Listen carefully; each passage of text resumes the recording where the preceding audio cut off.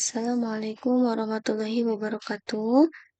Perkenalkan, nama saya Zada Johar Syabani dari Prodi Pendidikan Bahasa Arab, Fakultas Tarbiyah dan Ilmu Keguruan, akan menjelaskan bagaimana kita uji validitas, uji reliabilitas, uji kesulitan soal, dan uji daya beda butir soal. Baik, sebelumnya pertama kita akan mengisi SPSS terlebih dahulu. Yang pertama kita menulis yang paling awal itu nama. Dan type-nya itu string. Untuk wide adalah ukuran kolom itu sesuai dengan seberapa panjang nama responden. Kemudian di measure kita pilih nominal. Di bawah nama kita akan menulis X1. X1 itu adalah butir soal yang pertama. Dan sampingnya type numerik, width-nya sesuai, measure-nya kita pilih yang scale. Kemudian 1 sampai 30 itu adalah jumlah soal yang akan dijawab oleh responden. Kemudian di bawahnya kita akan mengisi total X. Total X sampingnya numerik dan measure-nya adalah nominal. Kita mengisi ini di variabel view. Kemudian kita beralih ke data view. Data view adalah hasil dari di mana kita mengisi nama-nama para responden. Di bawah nama ini kita menulis siapa saja sih responden yang akan menjawab kuesioner kita. Di sini saya sudah punya datanya ya, saya sudah mengisi. Di sini kalian tinggal nulis nama, di sampingnya kita menulis, berarti kalau 0 itu adalah jawaban yang salah, 1 itu jawaban yang benar. Kemudian di paling ujung, di dalam total X, bagaimana menghitung total X? Menghitung total X itu kita beralih ke transform, kemudian compute variable. Setelah compute variable, kita menulis di target variabel itu adalah total X. Lalu, masukkan semua yang ada di sini, scale atau soal, ke dalam numeric expression. Seperti ini ya. Klik 1, lalu klik panah, tambah. Klik seperti itu ya. Sampai ke 30. Kemudian, kita klik OK. Change active variable, yes, OK. Nah, sudah. Kemudian, tahap selanjutnya ialah uji validitas. Bagaimana uji validitas? Uji validitas pertama-tama kita klik analyze, kemudian correlate, klik bivariate. Ini sebelumnya ada di sebelah ya. Nah, setelah ada di sebelah ini, kita pindahkan semuanya ke kolom variables. Berikut dengan total X. Sudah. Kemudian correlation coefficient-nya percent to type, klik significant correlation. Kemudian klik OK. Nah, di sini kita sudah menemukan correlation-nya atau valid nih. Bagaimana untuk mengetahui apakah soal itu valid atau tidak valid? Kita beranjak ke paling ujung. Di sini ada total X. Yang paling atas 0,467. 0,467 itu adalah total R hitung.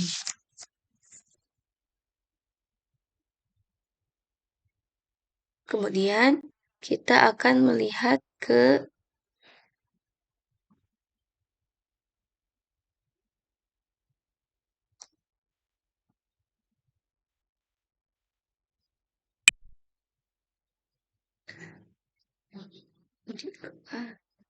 Kemudian, untuk melihat apakah data ini valid atau tidak validnya, ada di sini.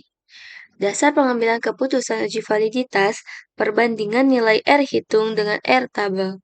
Jika nilai R hitung lebih besar daripada R tabel, maka item dinyatakan valid. B. Jika nilai R hitung kurang dari R tabel, maka item dinyatakan tidak valid. Untuk melihat nilai signifikan, jika nilai signifikan kurang dari 0,05 dinyatakan valid. Jika nilai signifikan lebih dari 0,05 dinyatakan tidak valid. Di sini kita melihat ada 0,467. Itu adalah R hitung. Di mana yang R tabel adalah jumlah responden dikurang 2. Jadi 24 dikurangi 2 jadi 22. Di dalam R tabel jumlahnya adalah 0,4044. Baik, di dalam sini R hitungnya 0,467 lebih besar daripada 0,404.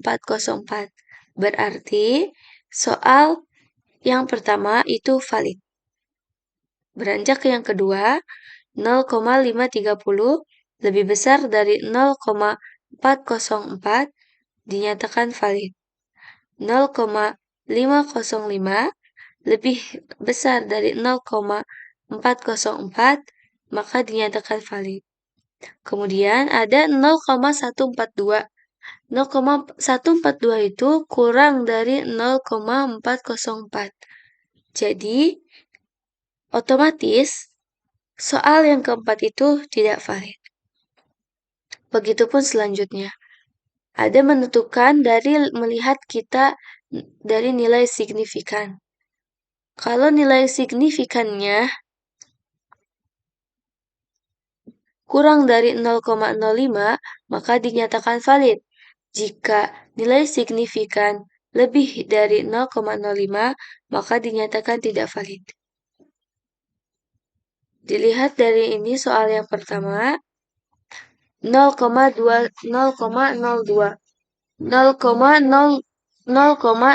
ini 0,02 ini kurang dari 0,05 maka dinyatakan valid. 0,00 kurang dari 0,5 maka dinyatakan valid. 0,01 kurang dari 0,05 dinyatakan valid. 0,50 ternyata lebih besar dari 0,05 maka dinyatakan tidak valid. Begitupun selanjutnya. Kemudian kita beranjak ke uji reliabilitas. Bagaimana untuk uji reliabilitas? Untuk uji reliabilitas, kita klik menu Analyze, kemudian Scale, kemudian Reliability Analysis. Sebelumnya, kita harus memindahkan seluruh item yang ada di kiri ke ke kolom items. Kecuali total X. Sudah. Nah, di sini kita klik yang statistik, lalu klik menu scale dan scale if item delete. Klik continue dan modelnya adalah model alpha. Klik OK. Di sini kita sudah melihat reliability. Ada reliability statistik. Apa itu reliability statistik? Reliability statistik itu adalah statistik reliabilitas. Untuk menguji reliabilitasnya, ada dasar pengambilan keputusan. Jika nilai Cronbach alpha lebih dari 0,60, maka dinyatakan reliable. Jika nilai Cronbach alpha kurang dari 0,60, maka dinyatakan tidak reliable. Di sini kita sudah melihat bahwa Cronbach alpha dari data yang kita olah adalah 0,87. Maka 0,87 itu lebih besar daripada 0,60. Maka dinyatakan data ini reliable. Kemudian, selanjutnya kita akan menguji tingkatan kesulitan soal. Untuk menguji kesulitan soal, kita klik menu Analyze lagi, kemudian ke Descriptive Statistik, lalu klik Frequencies. Setelah ada frequencies gini, kita pindahkan menu yang ada di kolom kiri ke kotak variables yang ada di sebelah kanan. Kecuali nama dan total. Kemudian kita klik statistik dan jangan lupa untuk mengklik central tendensinya yang mean. Lalu klik continue dan oke. Di sini sudah keluar mean dari soal-soal ini. Di sini ada mean dari soal yang pertama itu 0,67, soal yang kedua 0,83, soal yang ketiga 0,79, soal yang keempat 0,29, dan soal yang kelima 0,75. Untuk melihat apakah soal ini sukar atau mudah, maka kita diperlukannya melihat indeks tingkat kesulitan. 0,00 sampai 0,15 itu sangat sulit. 0,16 sampai 0,30 itu sulit. 0,31 sampai 0,70 itu sedang. 0,71 sampai 0,85 itu mudah. 0,86 sampai 1,00 itu sangat mudah. Maka bisa dilihat dari rekap data hasil uji tingkat kesulitan butir soal, yang soal yang pertama itu 0,67. 0,67 itu di antara 0,31 sampai 0,70, maka tingkat kesulitan soal yang pertama itu sedang. Dan yang kedua, 0,83. 0,83 itu di antara 0,71 sampai 0,85. Maka tingkat kesulitan soal yang kedua itu mudah. Di sini ada 0,29. 0,29 itu di antara 0,16 sampai 0,30. Maka dikategorikan tingkat kesulitan soal yang nomor 4 ini adalah sulit. Dan yang terakhir, bagaimana kita menguji daya beda butir soal. Untuk daya beda butir soal, kita klik menu Analyze lagi, lalu kemudian klik Scale, klik Reliability Analysis, lalu seperti biasa kita pindahkan seluruh item yang ada di kolom kiri ke kolom item yang ada di kolom kanan. Lalu klik statistik. Di sini kita harus klik item juga. Jadi yang diklik di descriptive for itu adalah item, scale, scale if item deleted. Lalu klik continue. Dan terakhir klik OK. Di sini kita sudah melihat ada reliability. Jadi, kita caranya itu sama seperti mencari uji reliabilitas. Yang membedakan adalah untuk mencari daya beda butir soal, kita melihat dari corrected item total correlation. X1 itu ada 0,404, X2 0,485 sampai seterusnya. Untuk melihat daya beda butir soal ini, kita melihat dari indeks interpretasi daya beda. 0,70 sampai 1,00 baik sekali dan dapat digunakan. 0,40 sampai 0,69 baik dapat digunakan. 0,20 sampai 0,39 cukup, boleh digunakan dengan alasan perbaikan. 0,00 sampai 0,19 itu jelek atau tidak layak digunakan. Lalu mari kita lihat rekap data hasil uji daya beda butir. Dari data yang kita olah, terdapat correct item total correction yang nomor 1, soal nomor 1, 0,40. 0,404 itu di antara 0,40 sampai 0,69, maka dikategorikan baik dan digunakan. Nomor 2, 0,48 di antara 0,40 sampai 0,69, interpretasi daya bedanya baik digunakan.